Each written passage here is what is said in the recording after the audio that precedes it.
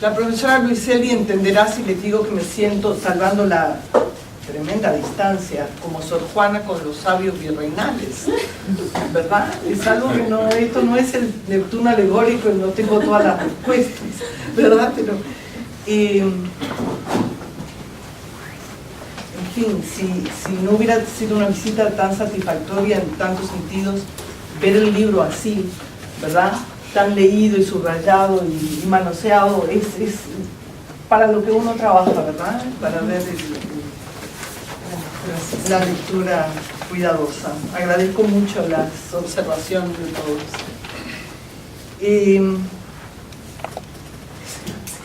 ¿Tengo límite de...? No, bueno, voy a contestar. Yo pensé que primero iba a hablar yo diciendo cuál era mi propósito con la escritura del libro, pero de todas maneras voy a decir algo ahora, ¿verdad? Quizás si lo hubiera podido decir algo, algunas preguntas se podrían haber contestado a sí mismas. Pero bueno, primero, este no fue un libro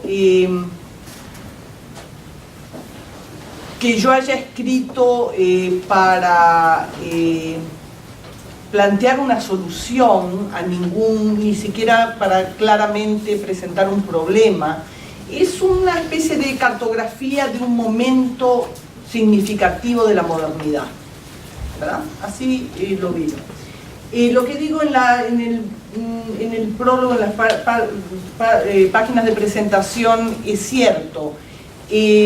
Siempre he considerado al Perú, lo dije en el Congreso de Peruanistas, pero en ese momento parecía demagógico, pero aquí, que es un público más heterogéneo, lo repito con convicción. Creo que es un lugar donde residen una serie de claves para pensar América Latina, quizá por las características que tuvo el virreinato del Perú en su momento y por las formas específicas de colonialidad que lo atraviesan y que fueron vislumbradas desde el Perú. Eso fue una cosa de siempre. El Perú ha sido un país que me ha perseguido, ¿verdad? Que me ha obsesionado por momentos la historia, quizá por la cantidad de tiempo, quizá por las lejanas conversaciones con mi padre, que era un obrero, un gran lector, un obrero autodidacta, gran lector de Mariátegui, ¿verdad? Después mi trabajo sobre Mariátegui para mi tesis, para cumplir con la deuda con el padre, ¿verdad?, con mayúscula, y luego las constantes lecturas sobre Mariátegui, después,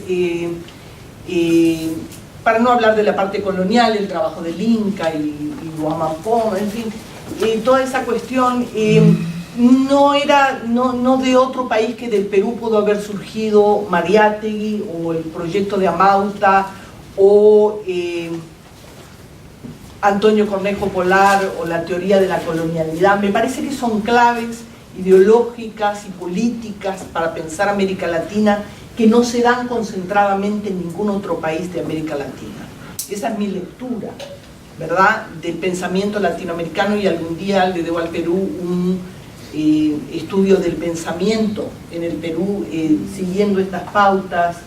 Gustavo Gutiérrez, la teología de la liberación, creo que está pautado por siglos y por décadas las diversas propuestas para el pensamiento y la comprensión de América Latina, quizá porque es un país donde perseveró tanto, más casi que en ningún otro, la discriminación racial, por ejemplo, ¿verdad? Hasta el día de hoy es difícil entender el grado hasta el cual eso está entronizado en la red de la sociedad, etc.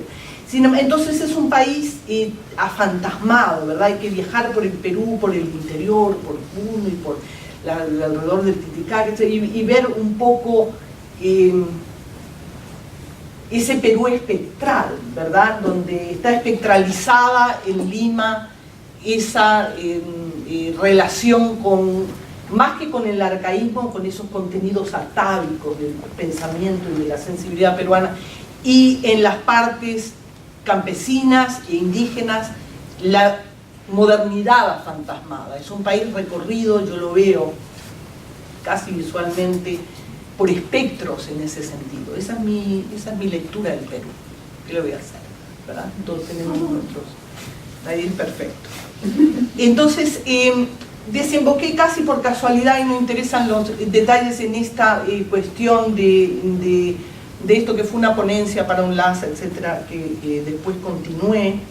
Fue un libro escrito en menos de 6 meses, un poco agobiante la cantidad de bibliografía que es brutal que hay sobre estos temas. Y en ningún momento fue un trabajo que se pensara como un libro de crítica literaria, ¿verdad? Tema donde no he estado situado últimamente, pero desemboqué en él más de lo que esperaba, y más de crítica literaria de lo que hubiera pensado que iba a haber, pero de todas maneras no debería ser leído como un libro de crítica. Yo no querría que fuera leído como un libro, para el cual faltaría mucho, habría muchas cosas que yo debería haber hecho si hubiera sido un libro de crítica literaria. Lo leí, traté de leer las obras, y lo digo en el prólogo, como gesto cultural de parte de estos autores que consideré paradigmáticos, ¿verdad?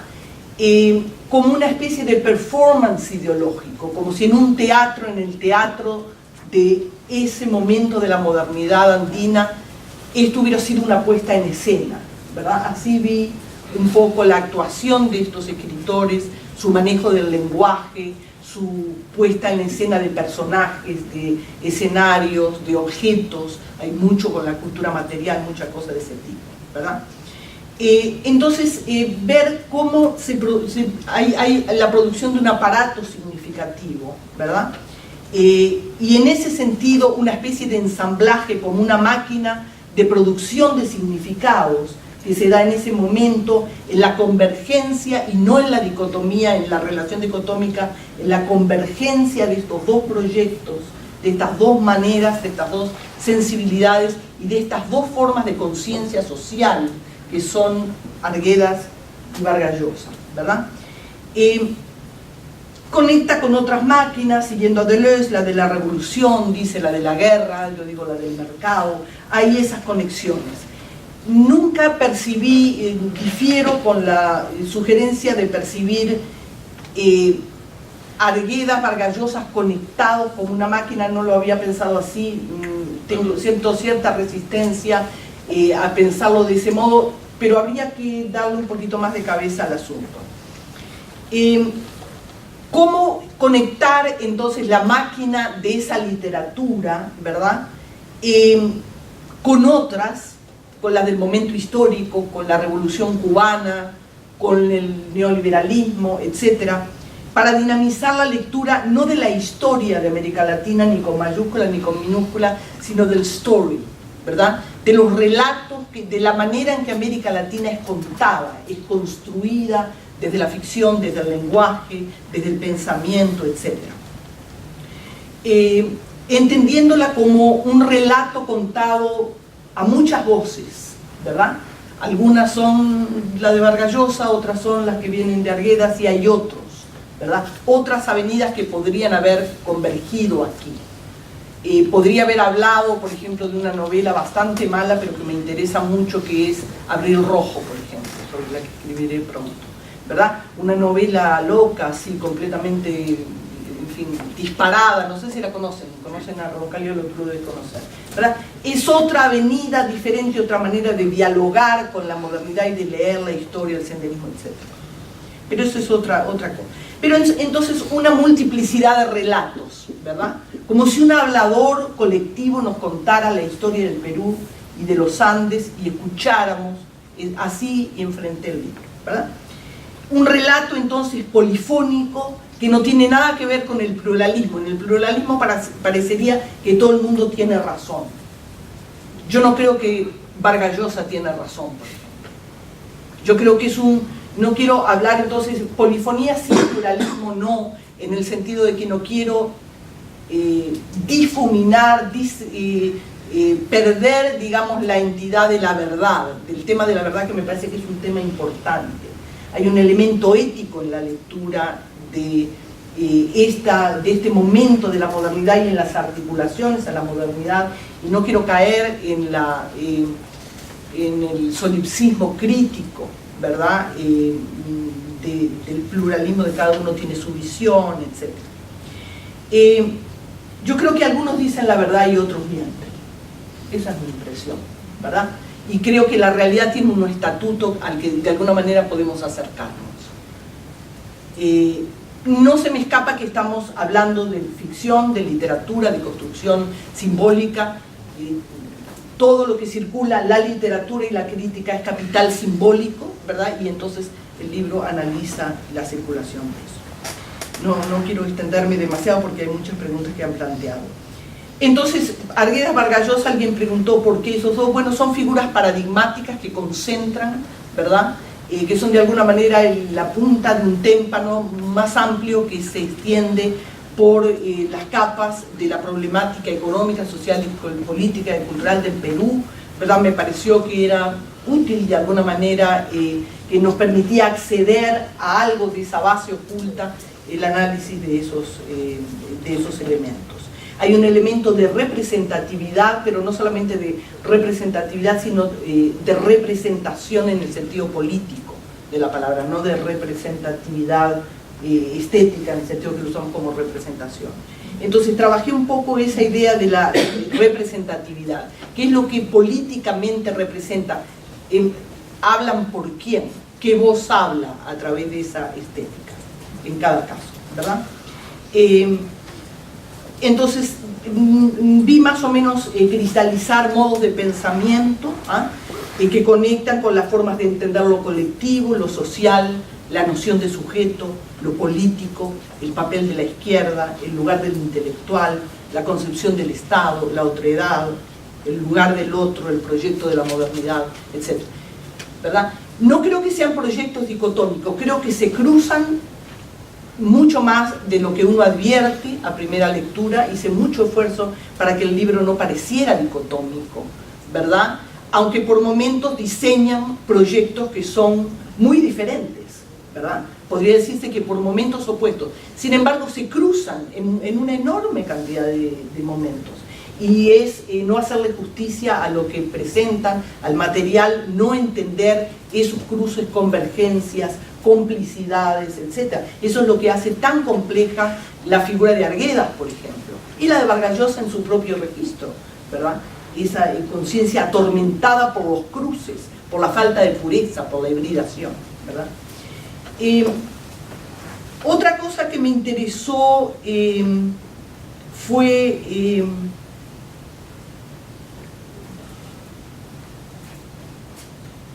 el tema del origen. Lo voy a dejar de lado porque nos va a llevar mucho tiempo, para fijarme en el tema del final, el desafío de los desenlaces, la interpretación, a qué conduce, ¿verdad?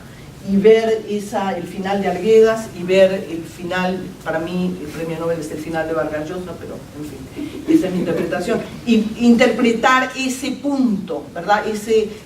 Ver eso como un muro de contención en ambos casos. Lo que haga Vargas Llosa a partir de acá, sinceramente no creo que le interese a nadie, después del premio Nobel, ¿verdad? No me interesa a mí. Y evidentemente el punto de contención del suicidio de Arguedas, ¿verdad? Me parece que ahí hay un final y que y que la obra se desarrolla con anterioridad. Son momentos opuestos, simétricos, o son el mismo evento, ¿verdad? En el sentido del cierre, del colocar un límite. Es de alguna manera en ambos casos la apoteosis del significado. Es el momento, ¿verdad?, donde se captura lo máximo que el significado puede dar de sí mismo, ¿verdad? La consagración del premio Nobel, ¿qué más hay? No hay más nada, ¿verdad? Y después del suicidio, que no hay más nada, ¿verdad? Ese es el momento de apoteosis del significado. La consagración del heroísmo intelectual, ¿verdad?, entendido en dos distintas maneras, ¿verdad? A qué conduce en un caso, a qué conduce en el otro, ¿verdad?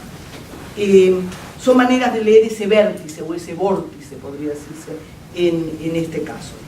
Como leer el límite. Mi libro anterior se llama La escritura del límite, entonces hay una conexión en ese sentido. Me interesa, y también es un libro anterior que se llama Rethinking Intellectuals in Latin America, un libro colectivo, el tema del intelectual. Es un tema que me estaba flotando porque tenía el otro libro muy reciente cuando hice este. esa multiplicidad de figuras polifónicas, ¿verdad? El letrado, el escritor, el intelectual público, el líder del pensamiento, el pedagogo, ¿verdad? El pedagogo del nacionalismo, esa idea del nacionalismo pedagógico de Baba, es el mesías, es el cronista. ¿Qué es lo que es el intelectual en esa, vamos a llamarle, alta modernidad de las décadas que estoy enfocando aquí, ¿verdad?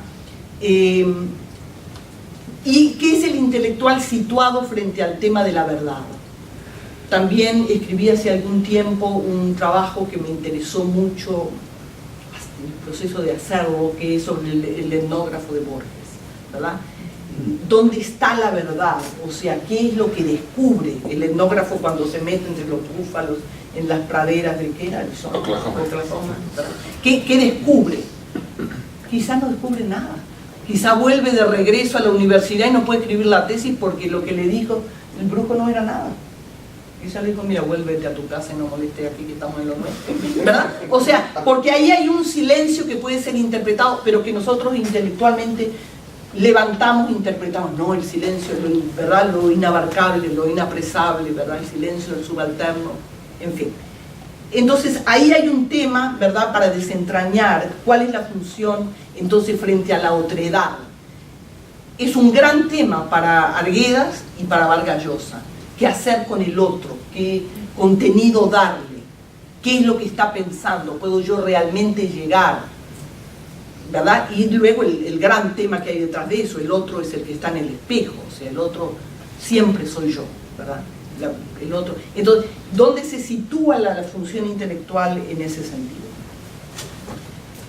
Estas dos figuras, el superstar y el storyteller, ¿verdad?, que ya habían sido diseñadas antes, me parece que aparecen bien representadas en estos dos escritores.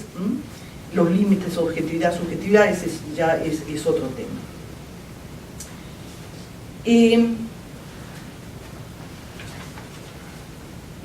El tema del dilema me interesó porque yo creo que es una dinamización del tema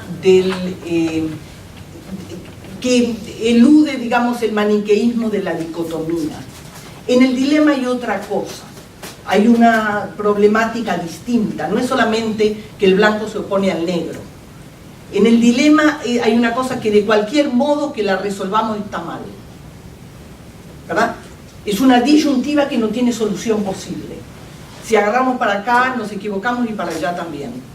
Entonces esa recomendación, si está frente a fork in the road, take it, ¿verdad? Es muy buena porque, ¿verdad?, es la única manera de evitar la frustración de haber tomado una mala decisión, porque en el dilema cualquiera de las dos rutas es mal, está mal, ¿verdad? Es otra vez el muro de contención, ¿verdad? Entonces eso me pareció un tema interesante. Me gustó la idea esa del argumento que no era corrupto, pero era cornudo, ¿cómo era? Cornudo, ¿verdad? Pero que prefiero haber entendido mal, porque me parece que efectivamente el dilema es un argumento corrupto. En ese sentido hay una anomalía epistemológica a la cual el dilema nos enfrenta. Es una encrucijada, ¿verdad? Hay un double bind, tiene que ver con la esquizofrenia, ¿verdad? Con dos realidades opuestas, ¿ah? Y hay que estar ahí adentro para darse cuenta hasta qué punto quizá ambas son válidas, ¿verdad? En muchos casos los esquizofrénicos dicen que el peor momento es cuando los sacan, ¿verdad? Cuando los traen a supuestamente una realidad única.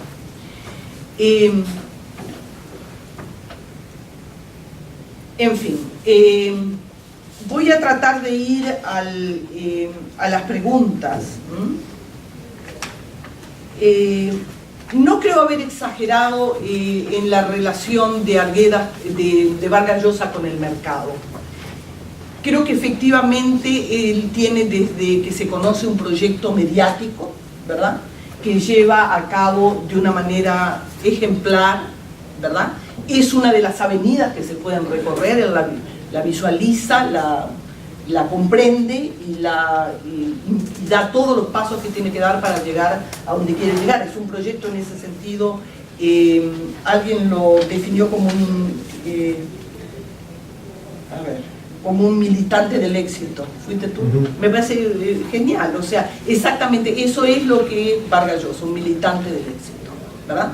Desde el comienzo, desde las frustraciones de Lima, y hay enorme cantidad, y he reproducido generosamente una serie de opiniones, ¿verdad?, de Vargas Llosa respecto a la frustración del medio peruano que no reconoce, y su intento por vencer siempre y por militar en una vía diferente. El Perú es tremendamente parroquial en el sentido, vende mal a sus escritores, ¿verdad? Él hizo un tremendo esfuerzo por ser la excepción a esa regla, muy interesante en ese sentido. Entonces la idea de double bind sirvió para eso, para vencer la cosa maniquea, fue la intención por lo menos, la idea del double thought, ¿verdad? La idea de la disyuntiva. El double bind es un catch-22, ¿verdad? En el sentido de que no hay manera de salirse de ahí. Y en el caso de estos autores hay un compromiso paradójico, ético, ¿verdad? Que tiene que ver también con la praxis, con cualquiera de las dos vías que se abren en la disyuntiva. Piensen, por ejemplo, el problema que se le plantea a Arguedas entre quechua y castellano.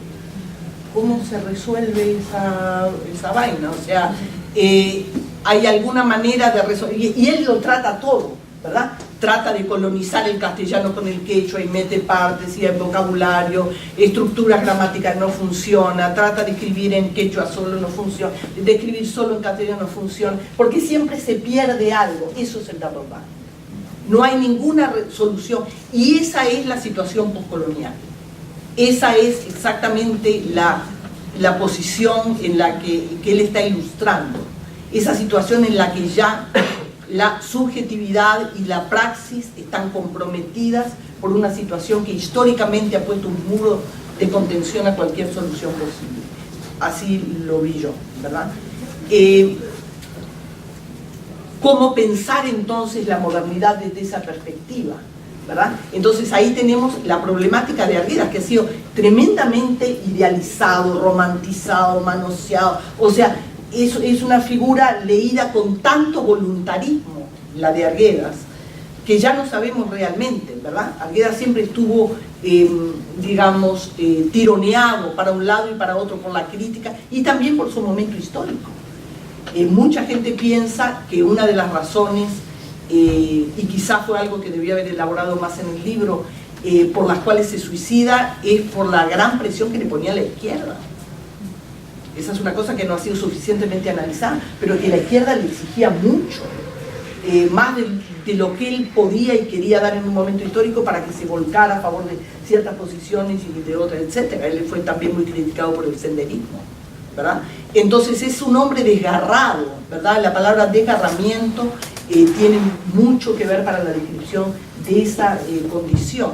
Entonces, es desde esa posición anómala, ¿verdad?, corrupta en sí misma, que piensa la modernidad. Entonces ahí hay un elemento interesante que une esto con la cosa de la esquizofrenia. Él vive la conciencia y el dolor de una realidad escindida, esquizofrénica en ese sentido. Y no hay nada peor que salirse de la esquizofrenia y situarse en una realidad de la que él ya desconfía para siempre, ¿verdad? El esquizofrénico sabe que la verdad está en la esquizofrenia, ¿verdad?, no en la realidad del otro. Ese es el gran problema, ¿verdad?, el dilema de la cura. En fin, tú planteaste si había dicotomía o si se podía ver en el tema del double bind más tensión. Yo creo que hay más tensión y más paradoja que en una dicotomía simple que simplemente muestra. Sí, yo estaba planteando que elegiste esta categoría exactamente tratando para de modelizar la normal categoría de tradición. Si después queda todavía dicotómico, es posible, ¿verdad? Yo hice mucho esfuerzo para evitar eso. Yo creo que el libro hace suficiente diferenciación entre ensayo y literatura. No me acuerdo quién planteó, ¿fuiste tú?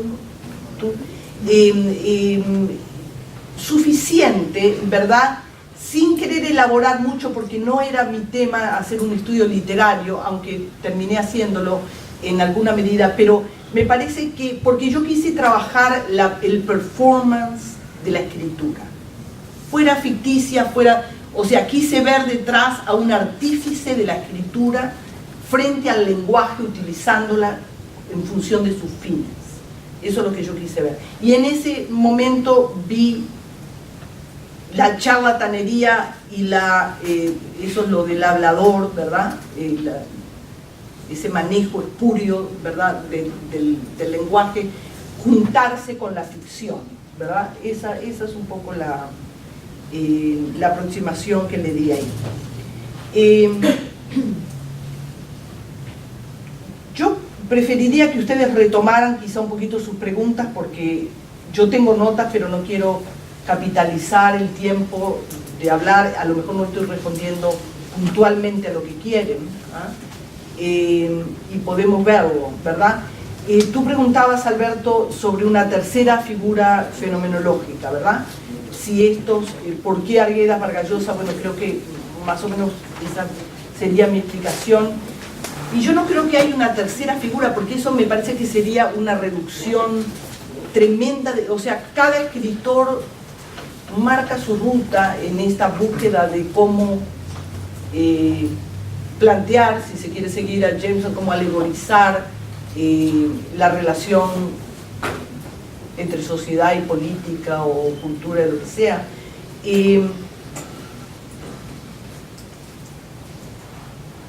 No sé si hay una tercera figura. Hay muchas otras figuras de escritor que podrían defenderse como paradigmáticas o analizarse como paradigmáticas, porque creo que la de Roncaliolo es una, ¿verdad? Si es un escritor mayor, ni va a pasar a la historia de gran importancia, pero por lo que ha hecho en esa novela, ¿verdad?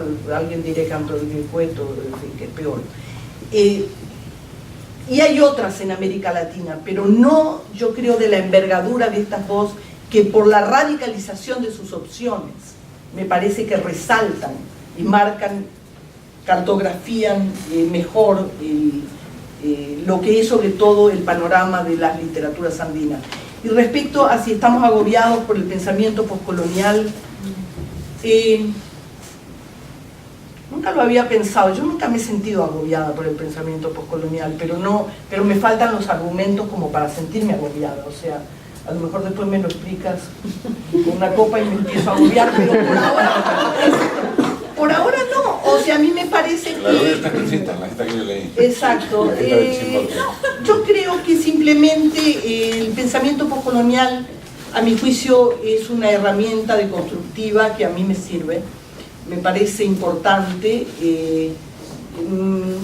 Todas aproximaciones están datadas de alguna manera y responden como Bourdieu, que ahora todavía lo tengo en la cabeza hasta que logre sacármelo, a una movida dentro de los campos de intereses, ¿verdad? Y una vez que cristalizan determinadas opciones en el campo de la crítica, unas posiciones desaparecen en beneficio de otras, pero queda un rendimiento teórico, y yo creo que el pensamiento postcolonial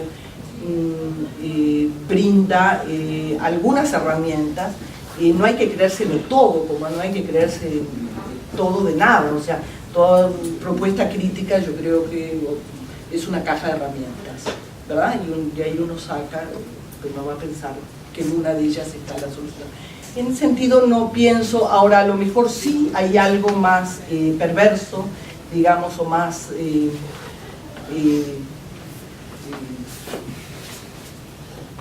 en el pensamiento postcolonial que no he visto, pero yo creo que acá he hecho algún uso en el libro limitado, pero me parece que me pareció que daba rendimiento teórico al escribir el libro, ¿no? Que había elementos que servían para iluminar cosas en estas dinámicas complejas, y en ese sentido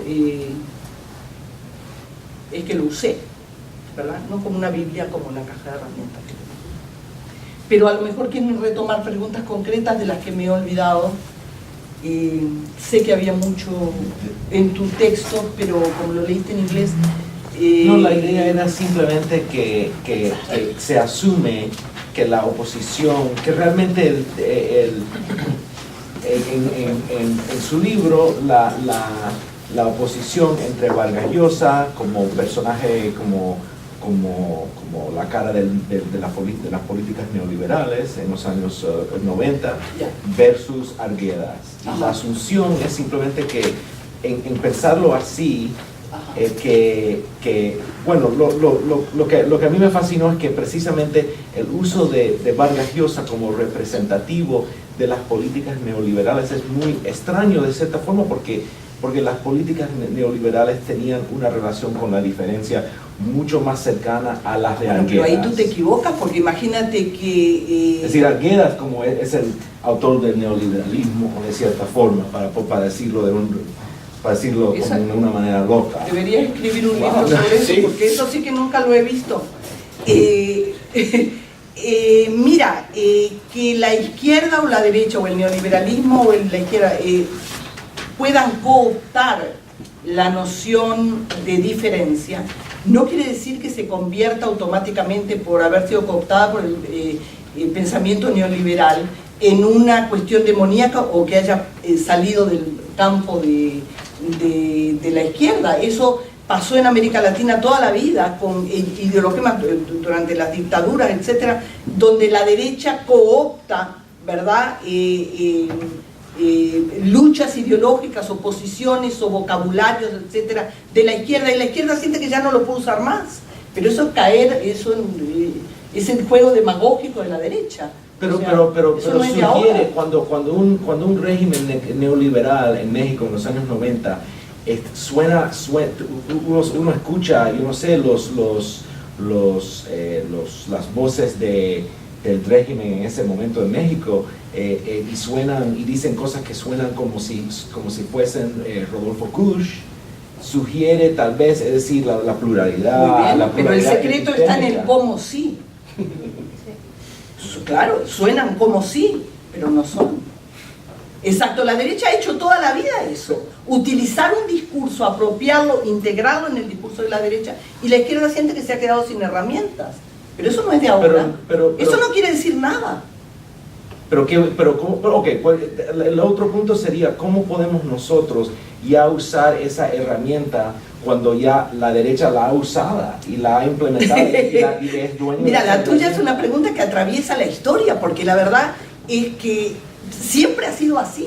¿Cómo se puede? Hay que deconstruir el discurso del poder. Eso se hizo mucho tiempo, durante la época de la dictadura, ¿sí o no? ¿Verdad? Hablar de las ideologías foráneas, ¿verdad? Cooptar, y la izquierda pensar, bueno, hemos quedado aquí en paños menores, o sea, nos han quitado todo, se han apropiado de una enorme cantidad de nuestro repertorio ideológico y de nuestros reclamos ideológicos y políticos, y parece ya no son nuestros, no tenemos agenda. Pero eso es caer, eso es vencerse al fracaso, o sea... No, usted tiene mucha razón, pero por otro lado, cuando la retórica del pluralismo, el multiculturalismo, el respeto a las diferencias culturales, es el discurso de las compañías multinacionales, de los regímenes neoliberales, ¿cómo nosotros vamos a decir, bueno, ustedes tienen que respetar la diversidad? Exacto. Cuando ellos nosotros lo vamos a decir, porque le vamos a decir, mire, usted se está confundiendo acá diferencia con desigualdad, y yo le voy a explicar por qué, ¿verdad? Una cosa es multiculturalismo, otra es interculturalidad. ¿Quiere que le explique la diferencia? Así se hace. En América Latina se sabe hacer eso, porque se ha hecho toda la vida. ¿Ok? Entonces, que la palabra se haya desemantizado por un uso anómalo, por un uso apropiado desde la otra, eso no quiere decir que el concepto y que la lucha que hay detrás queden desvalorizados.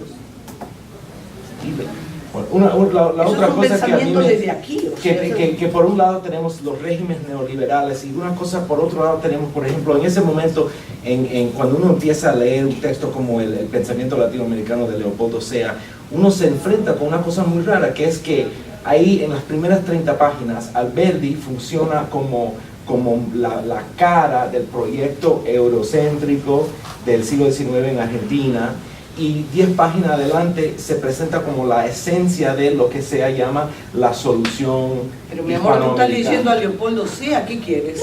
O sea, no, pero pero claro, si tú te vas a Leopoldo Sea, es, como dicen los mexicanos, sea lo que sea, pero que sea, ¿verdad? O sea, no, en América Latina somos pocos y nos conocemos. Entonces ya, si tú lo lees en Sea, tú sabes cómo rebajarle, ¿verdad?, el liberalismo, y sabes cómo, lo que dice, ¿me entiendes? Tienes que tomarlo with a pound of salt. Igual, Sea dice Dussel. Quien dice Sea dice Dussel. ¿Cómo? Quien dice Sea dice Dussel. Ah, no, es ¿Cómo que otra no? cosa. Sí, es lo mismo. Para ti será lo mismo. Pero ¿dónde están las diferencias entre Sea y Dussel?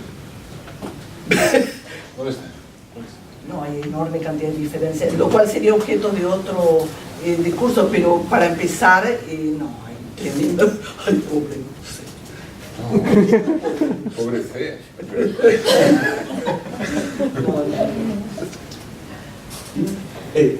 Quería preguntarte tu opinión precisamente de algo que él dijo cuando habla de redistribución y reconocimiento, ¿no? La idea de que son ideas contradictorias y finalmente opuestas, una no ayuda a la otra, ¿no? Y esto porque lo he oído antes, ¿no? Que el reconocimiento de la diferencia no ayuda, entonces la diferencia no es importante, no ayuda y finalmente la diferencia es un problema. Y entonces, eso es lo que yo he entendido, ¿no? Entonces, claro, porque él hace bien, lo que pasa es que tú lees demasiado a Berlioz, y por eso estás un poco confundido, pero mira, el tema es que tú tienes una buena intuición ahí, y es que evidentemente cuando el debate se fija en el nivel de la diferencia, tú estás culturalizando el debate, un debate que es esencialmente económico y político, lo estás traduciendo al registro cultural, y ahí se pierde evidentemente el tema de la desigualdad, y la diferencia queda, ¿verdad? Aquí hay comida china, aquí hay comida mexicana, allá hay comida hindú, o sea, eso es la diferencia. Lo transformas en una descripción de cuando en realidad lo que tú quieres hacer es introducir el elemento de la desigualdad y poner el dedo en el nivel político y en el nivel económico, ¿verdad? Si no, estás culturalizando el debate y evidentemente la diferencia no quiere decir nada. Ese es el tema, el gran tema, por eso, ¿quién era? Baba, que decía, la anodina noción liberal de multiculturalismo. Anodina, definitivamente. No dice nada. Tienes que potenciarlo política y económicamente para encontrar ahí un lugar de lucha donde el que está en desventaja encuentre la posibilidad de reclamar lo suyo y encontrar, ¿verdad?, crear la lucha que hay que crear. ¿Entiendes? Pero tú tienes la intuición correcta, porque y de eso se trabajó mucho en América Latina, la diferencia entre diferencia y desigualdad. Desigualdad incorpora el elemento, ¿verdad?, de la perversidad de la modernidad que crea desniveles tremendos de injusticia social. La diferencia, el tema de la diferencia no incluye el elemento de la justicia social. Registra que somos diferentes, con lo cual no hacemos nada. Casualmente ayer leíamos en un grupo de trabajo el libro de Jeffrey Weber, From Rebellion to Reform in Bolivia, donde él acusa al gobierno de Morales de sacrificar absolutamente la desigualdad a la diferencia. Ya. Y este es el destino patético de la revolución boliviana, es el modo en que la retórica del indianismo, ¿no?, ha usurpado absolutamente el campo revolucionario y se ha sacrificado con cualquier tipo de mejora económica.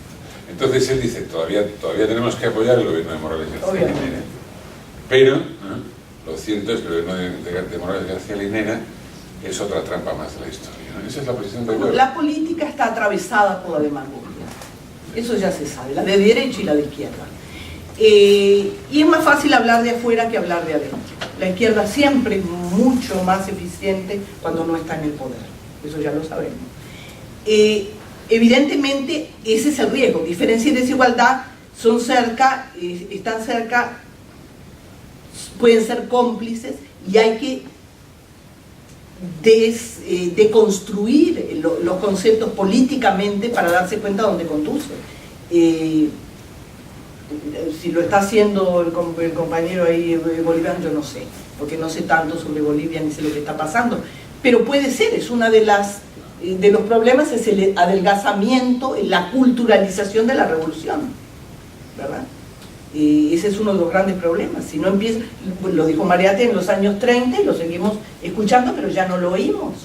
El problema no es cultural, no es religioso, no es social, no es, ¿verdad? Es económico. Hasta que no se solucione la desigualdad, con atender a la diferencia, no hacemos nada. Como poner un band-aid arriba de un cáncer, o sea, evidentemente, ¿no? Yo lo veo de esa manera, no sé cómo lo ven ustedes. Entonces es posible que esté pasando en Bolivia. Yo creo que parte un poco de lo que está diciendo Charles, ¿no? Parece, ¿no? O sea, Charles, si me equivoco en la interpretación de lo que tú decías, me corriges, ¿no? Es que el discurso académico nuestro, ¿no? Al reproducir formas de pensamiento, ciertas formas de pensamiento, ¿no? Colabora en esa trampa, es decir, les da la coartada, ¿no? A los políticos, ¿no? Para hacer precisamente esa trampa, ese robo del potencial plebeyo del que habla García Linera, ¿no? O sea, distrae el problema de la desigualdad, ¿no? A favor de un problema de diferencia. Y ahí estamos profundamente implicados, sobre todo a partir del discurso postcolonial. No sé si en eso estoy yo forzando... Y las políticas, por ejemplo, y yo diría hasta las políticas del afecto, porque, por ejemplo, de cierta forma podemos decir que la política de reconocimiento es, de cierta forma, una política afectiva. Es decir, si la solución del racismo es no es un cambio estructural o económico o de distribución de tierras, pero es un cambio que yo veo blanco, negro, como yo veo diferencia como desigualdad, y yo ahora tengo cambio de actitud. Y de cierta forma el interés en lo afectivo, de cierta forma, es completamente complícito con una dominante. Entiendo política lo que dice, es puramente pero afectiva. Es una dimensión de lo real. Esa es una dimensión de lo real. El problema es totalizar ahí. Pero la parte afectiva tiene un rol que cumplir. Yo tampoco soy escéptica cuando los intelectuales, en fin, no tenemos tanta injerencia, por suerte, ¿verdad? No, yo no creo que el discurso postcolonial, no, me parece que es darle demasiado bombo a lo mejor estamos interpretando mal algunas cosas, pero no estamos cambiando la política por eso, ni influyendo de una manera, no sé. Ojalá tuviéramos ese pero poder. escucha, Jeffrey Weber, o sea, la tesis de Weber, que es una tesis compartida por Luis Tapias, por Prada, incluso por Oscar Vega, es que el potencial revolucionario del movimiento socialismo, ¿no? Fue traicionado cuando el movimiento socialista se convirtió en el partido de los intelectuales, ¿no? Esa es la traición, ¿sí o no? Sí. Cuando las capas medias, los profesores, los intelectuales de la universidad entraron al movimiento socialismo, ese es el momento en el que el proceso constituyente... Pero ahí tú no estás hablando del intelectual como intelectual, estás hablando de la inflexión por la cual el intelectual se transforma en actor político. Ahora nos entendemos. No es que por el pensamiento postcolonial que tenemos aquí y que comunicamos en la clase vamos a influir y se va a caer el gobierno boliviano. Ojalá no, porque hay influencia, pero es nefasta, eso es un poco lo que sale. Es cuando el intelectual, que es oportunista y que le gusta el calor del poder, trata de entronizarse en el poder de turno, ¿verdad? Y entonces cambia los discursos, colabora con el discurso del poder, entonces se transforma en un actor político cornudo, ¿verdad? Y corrompe el sistema. La función intelectual es terrible, ¿verdad? Tiene un potencial, siempre nos gusta pensar que tiene más potencial del que realmente tiene, pero hay momentos en que el intelectual, por la larga tradición de entronización entre discurso intelectual desde los letrados coloniales al que pasa al intelectual, ¿verdad? Entre lo intelectual y lo político, trata de entronizarse en el poder y ahí jode la cosa. Ya. De una manera u otra puede ayudar, en general no ayuda por la cuestión del intelectual orgánico, que por algo el que lo conceptualizó fue un marxista. Pero ¿por qué salvar, por ejemplo, el pensamiento postcolonial, digamos, ¿no? Los textos, cosas que se han escrito de estos? ¿Por qué salvarlo? ¿Por qué salvarlo? Porque, o sea, una vez, si está ya coaptado, nos movemos hacia otro lado. Lo único que tenemos nosotros como intelectuales, ojalá, es, porque llega un momento que te cansas, ¿no? Pero el siempre moverte, el siempre que te puedas yo no mover, le veo, yo creo que le dan demasiada importancia al pensamiento postcolonial. A mí me parece que es un instrumento que está ahí como otros. No veo que tenga tanta, lo convierten en un enemigo que no es. Yo creo que no, es un instrumento como otros, teórico. Uno puede usar una cosa u otra, hasta donde le sirva. Sí. Pero entonces el neoliberalismo también, que es decir, si hacemos ese argumento va para todo. No, no, porque va a ir para todo, va para lo que a mí me conviene que vaya. Yo incorporo lo que me sirve para mi proyecto y nunca incorporaría el neoliberalismo, a sabiendas. Uno lo incorpora también, y lo dijo Mariátegui, todos provenimos de una ojo, digo, cuando hacemos pensamiento marxista, todos venimos del liberalismo. Y pensamos todo desde una matriz liberal, no lo podemos evitar, lo dijo Mariátegui, ¿ok? Entonces, eso lo sabemos. Ahora, yo no tengo a sabiendas que incorporar neoliberalismo, pero sí puedo incorporar pensamiento postcolonial. ¿Por qué? Porque me sirve. A mí me sirve. Bueno, y también, y en esto Hugo Ashuga tiene razón, que es precisamente que, aunque no como... No, en el sentido de que cuando él dice, mira, nosotros no necesitamos esa teoría porque nosotros ya la tenemos toda esa cosa, la tenemos, que es la pura esencia del pensamiento latinoamericano, ya la tenemos, así que nosotros no necesitamos buscar cosas ahí en Asia y toda esta cosa. A lo mejor él no necesita, a mí me viene bien. No, porque dejar atrás el pensamiento postcolonial es dejar atrás a Martí, a toda una tradición. No, pero no. La bolsa es muy grande, están haciendo una bolsa y meten muchas cosas. Martí está donde está y lo usamos cuando lo necesitamos, como todo. Porque el pensamiento perece históricamente, algunas cosas sobreviven y otras no. Y yo cuando voy a hacer y tengo un objetivo crítico, teórico y ideológico, uso lo que me sirve. Lo saco de aquella bolsa y después lo tiro de nuevo a la bolsa, pues no me sirve más. Yo no tengo un compromiso así de partido con ninguno de esas, no. Yo creo que hay que ser sincrético, que hay que tener respeto por distintas formas de pensamiento y no demonizar, porque cuando demonizamos un cuerpo de pensamiento le otorgamos mucha más importancia de la que a lo mejor tiene o de la que querríamos que tuviera. Yo trato de no convertir a ningún enemigo en un enemigo, así, porque le doy demasiada importancia. Pero no es yo creo que no es un cuerpo de pensamiento. El postcolonialismo es la figura de la identidad, la figura de la identidad, que es el único pensamiento que Latinoamérica ha producido en 200 años. Cuando estamos diciendo las aporías y los lugares sin salida a los que nos ha llevado toda esa tradición, que uno de cuyos representantes es sin duda Cea, otro de cuyos representantes es Dussel, otro de cuyos representantes es Arguedas, pero claro, ¿quién quiere acabar mirando de frente al sol negro con una escopeta, con una pistola en la sien? Es una opción. Es una opción que yo no quiero. Para ti, pero uno no puede socializar el yo hasta ese punto. Uno está frente al material histórico, cultural y lo analiza. Y esa es una opción que tuvo todo el sentido del mundo para él. Pero analizarlo también es dar un paso atrás y decir, resulta que tenemos aquí una tradición. Y en aquel momento su lectura de las circunstancias y aparte sus condicionamientos personales demuestran que esa es la salida. O sea, la salida, no sé, o sea, la salida... Tú no sabes, pero él sabía en ese momento. No lo pensaba como salida, lo pensaba como final. Pero bueno, es que tenemos una pregunta de Esther y otra de Débora.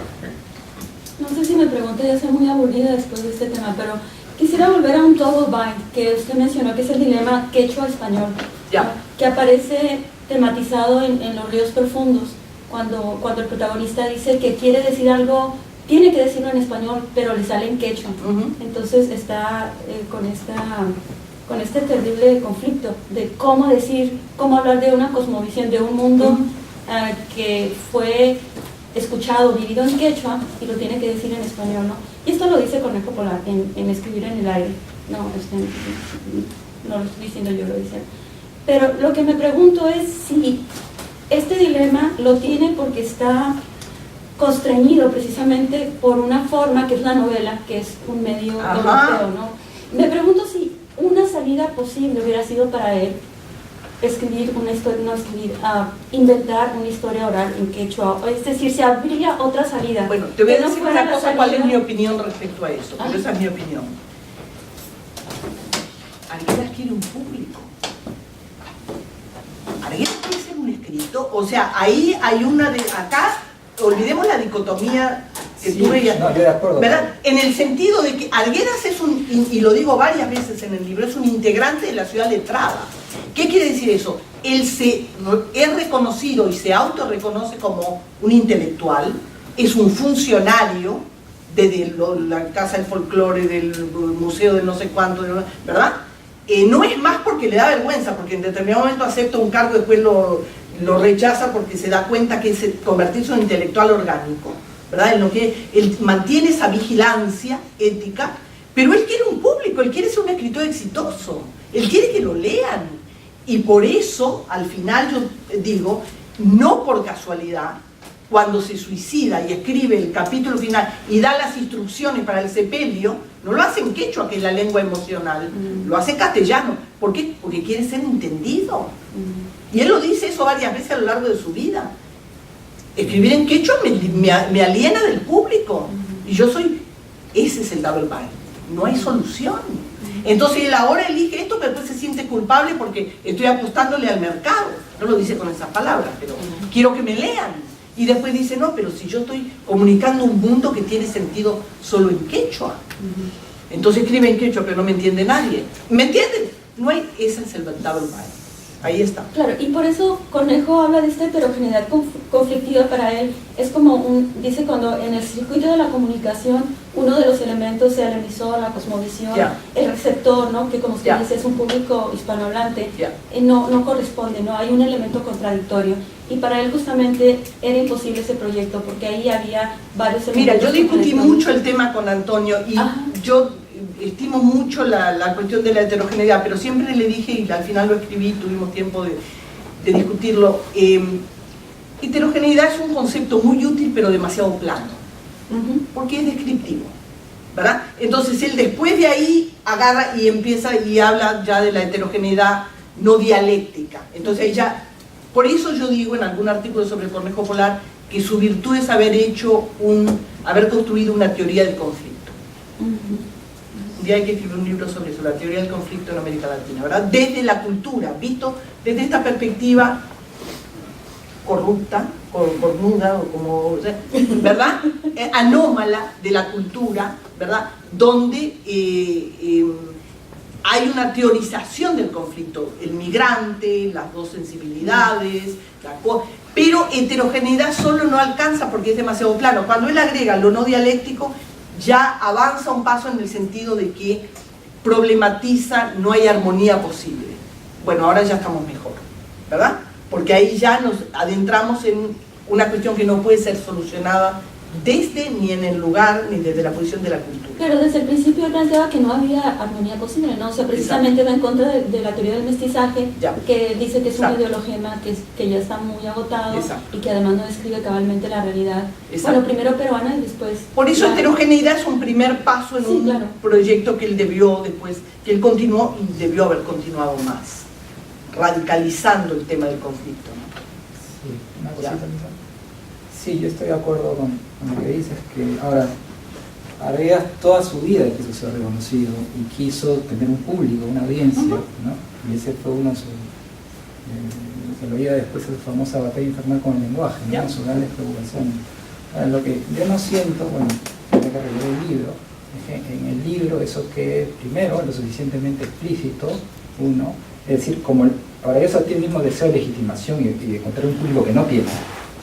Eso también está en Ribeiro, más claramente, que es la generación del 50, que es peruano en sus diarios, está clarísimo, ¿no? Esa frustración. Se presenta en el caso de Arguedas solamente como una solución ética, buena, la multiculturalidad, ¿no? Mientras que en el caso de Vargas Llosa se resuelve automáticamente como algo malo, es decir, se vende al mercado y al neoliberalismo, ¿no? Bueno, lo queremos menos. ¿no? Entonces, ¿Tú lo estás diciendo o lo estás diciendo con ironía? O sea, lo estás diciendo...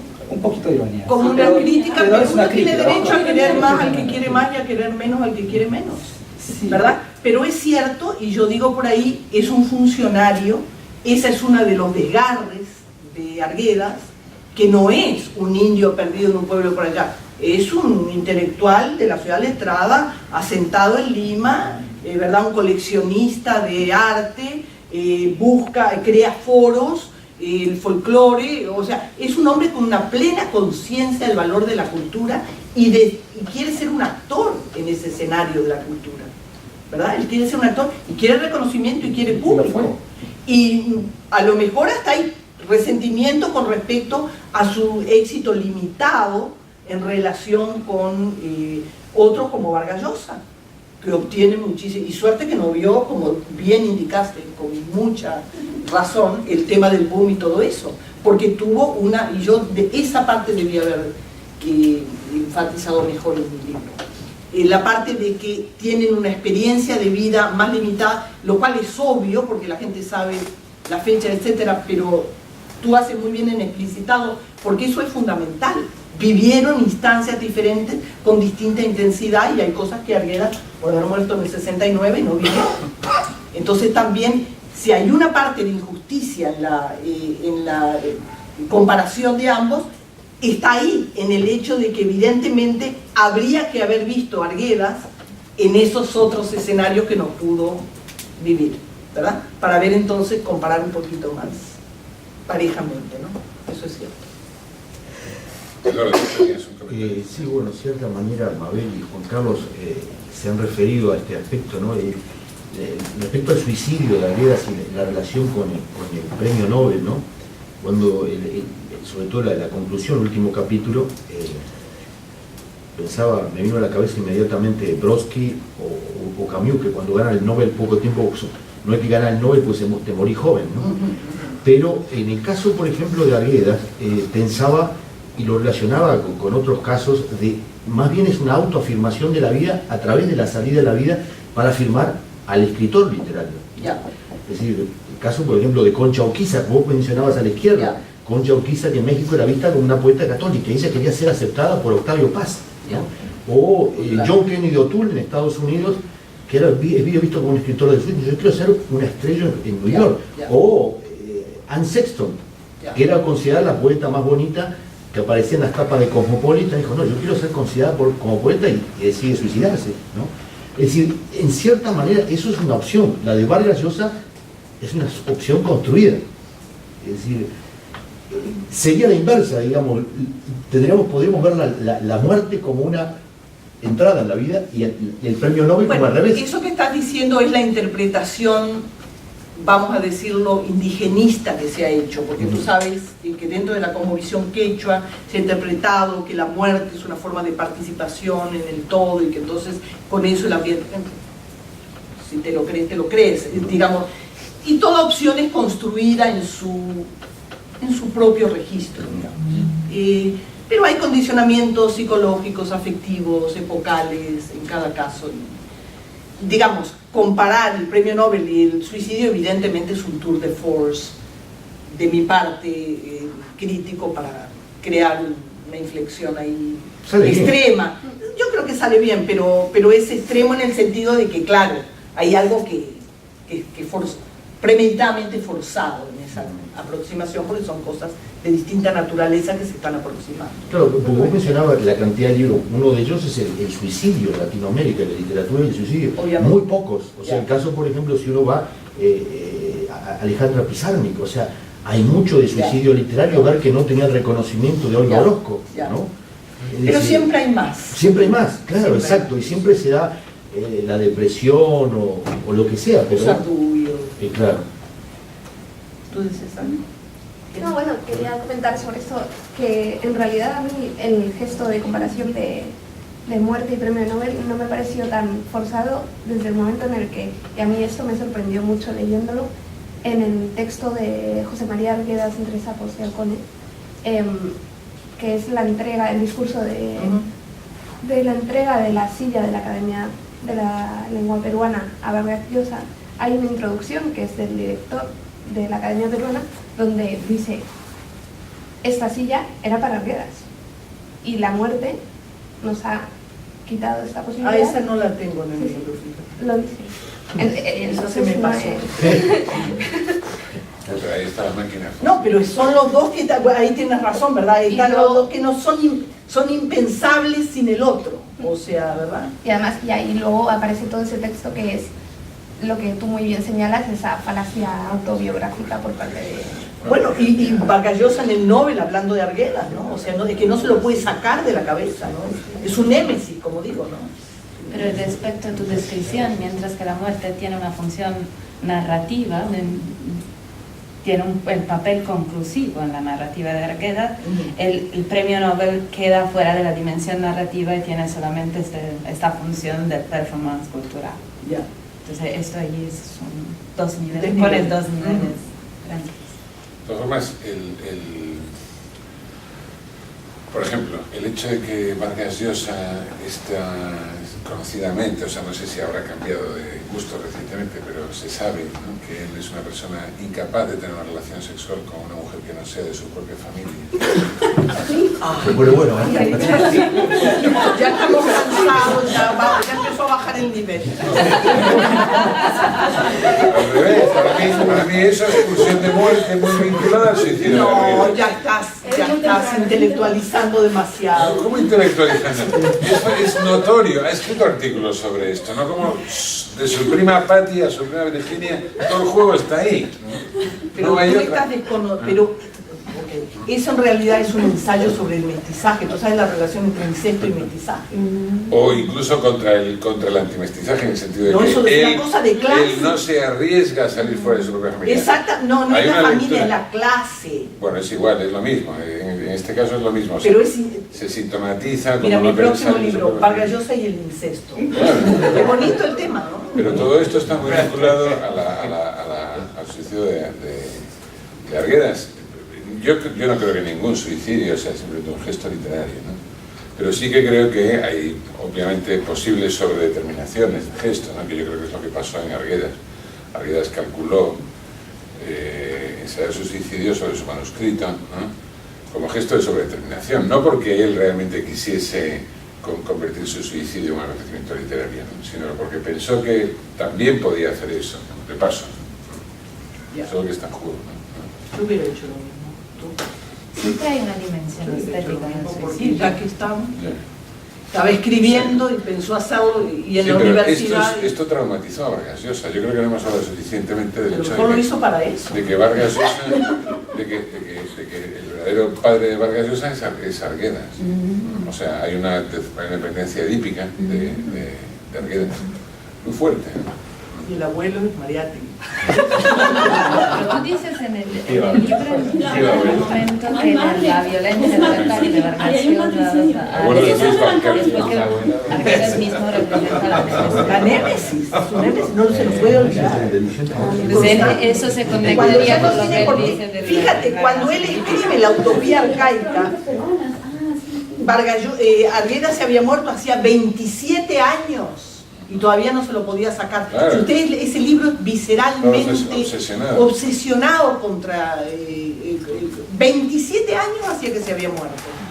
Y todavía le dedica un libro cuando ya Vargas Llosa no tenía para qué escribir otro libro que no le hizo ningún favor, por otra parte. Porque es un libro detestable, o sea...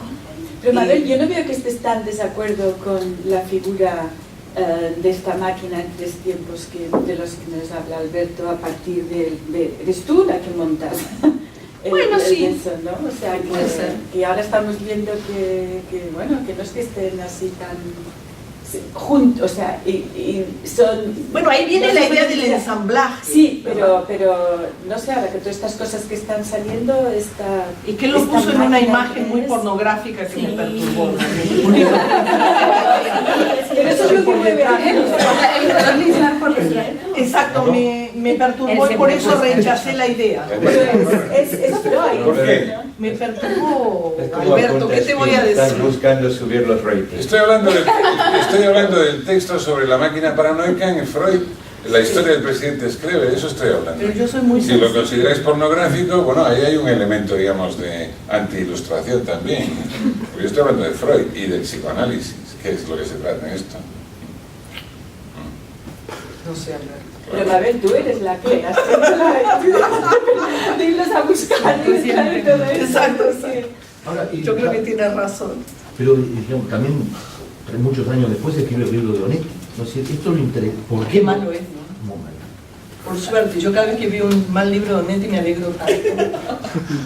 Porque tengo que hacer uno, tú sabes, hace tiempo que tengo pensado y cada vez que veo un libro miro a ver cuán malo es y ya. Y ese es malo, es muy malo. Yo creo que, claro, Pero no es ni tan apasionado como el de Vargas Llosa, es como el de Arguedas. No, O sea, el nada. de Arguedas es... El de Onetti es un libro para... ¿no? Me imagino que para... sí, pero estuvo muy interesante porque coincidió con el año de la muerte de Onetti, el nacimiento, no nacimiento. Y hizo un ranking hasta Pero Vargas son Llosa, los ¿no? editores los que orquestan todo eso, me imagino, ¿no? O sea... Bueno, por un lado sí, ¿no? Gente así de esa visibilidad tiene que publicar de manera constante para no salir y los editores los... Yo estuve tratando de Hasta traer, cosas, Sayón hizo un ranking a raíz del libro de los 10 escritores más, pero no aparece Arguedas, el número 1 aparece Onetti. Ajá. Lo cual a mí me pareció increíble, un escritor Increíble. haciendo un ranking, ¿no? Él lo ¿De hizo. qué era el ranking? De acuerdo a él, cuáles eran los mejores narradores de América Latina, ¿no? De la historia. Ponía Onetti, ¿no? Porque estaría promoviendo su libro, o sea... Claro, supongo que era, pero también a mí, el modo, es decir, a lo único que me pareció muy interesante con respecto a lo que decías de Arguedas, es verdad, pero el libro de Onetti yo lo veo como un gran homenaje. Lo veo incluso Mira, como... a Onetti es fácil reconocerlo y darle mérito y decir que es el mejor, porque todo el mundo sabe que nadie lo lee igual. Onetti es probablemente uno de los mejores, si no el mejor, a mi juicio, escritor latinoamericano. Pero no lo lee nadie, nunca lo ha leído mucho Onetti. Entonces, fácil reconocerlo porque no le hace sombra realmente a nadie. Onetti tiene su propio pedestal y está ahí solo, ¿verdad? Por eso hay que hacer un libro sobre Onetti